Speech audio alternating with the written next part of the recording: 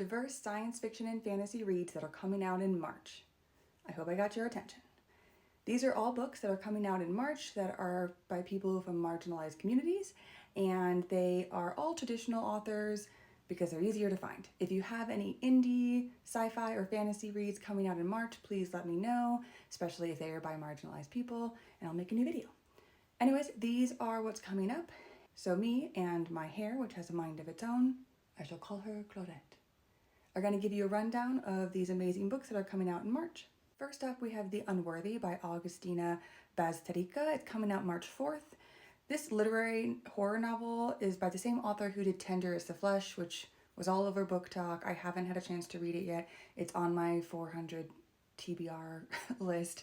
The Unworthy will have you questioning what is real and what is a mirage. In a world drowned by rising seas, one woman seeks salvation in a covenant's sacred walls.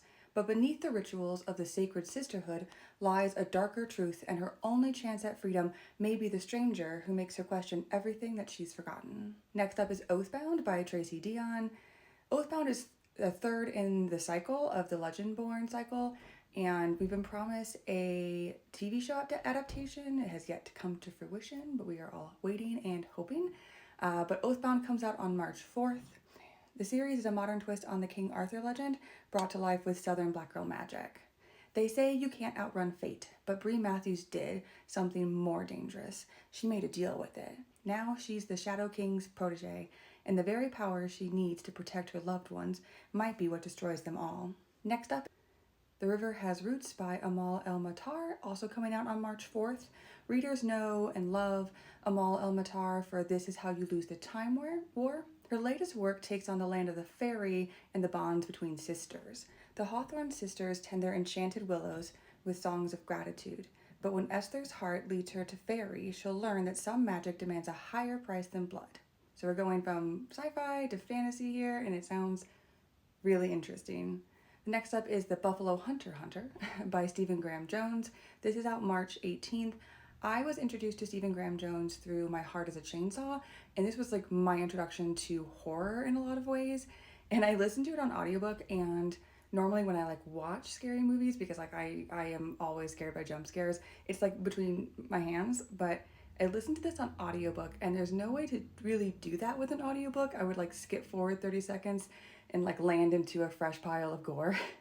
But I enjoyed it so much, and I had a chance to meet him when he did an author talk, and he signed the book for me, and he had these cute little chainsaw stamps. Anyways, it was adorable.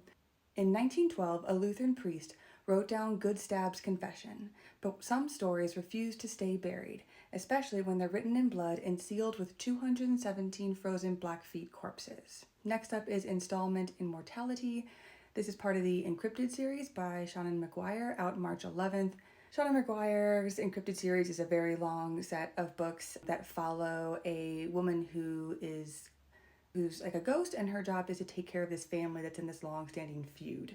But Seanan McGuire has a masterful economy of words and description. I've not read this series, but I have been reading the Wayward Children series, and I really enjoy them.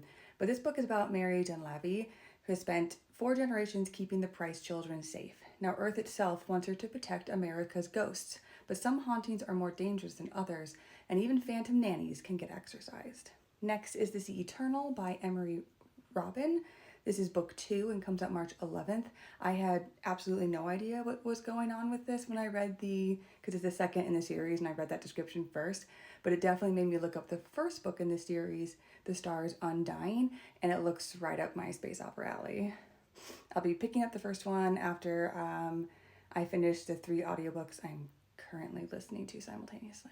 Between avenging her commander's death and surrendering to an Oracle Queen's touch, Captain Anita never anticipated discovering a secret that could shatter galaxies. Some loyalties can't survive among the stars. Next we have Children of Useyi by Moses Ose Utomi. This is out March 25th, and it's book 2 in a series. This West African-inspired book for teens and young adults features back characters and found family that this genre definitely needs. On an island where fighting is the only way to survive, Dirt thought winning was everything. Then a stranger washes ashore with monsters at his heels, and she discovers some battles can't be won in the ring. Next we have a book that looks gorgeous. Look at this book. They obviously made it for people who want sprayed edges and all of the extras. It looks so beautiful. And it is called The Scorpion and the Night Blossoms by Amélie Wen Zhao. It's out March 4th. I can't even with the special edition hardcover. Like, just, okay. Hailed as the perfect book for fans of Throne of Glass, this is the first book in a duology. With demons devouring her world and her mother's soul fading fast, An Ying has one chance: survive the immortal trials and win the elixir of eternal life. The only problem? The enigmatic competitor who's keeping her alive might be playing a far more dangerous game. Anyways, if you're interested in these, go ahead and check them out. They're coming out in March. Pre-ordering always helps authors, so put in your pre-order now. If you want this all in a list, you can join my newsletter. I will be publishing this in my February newsletter, so you can have it all in one place. Thank you, bye.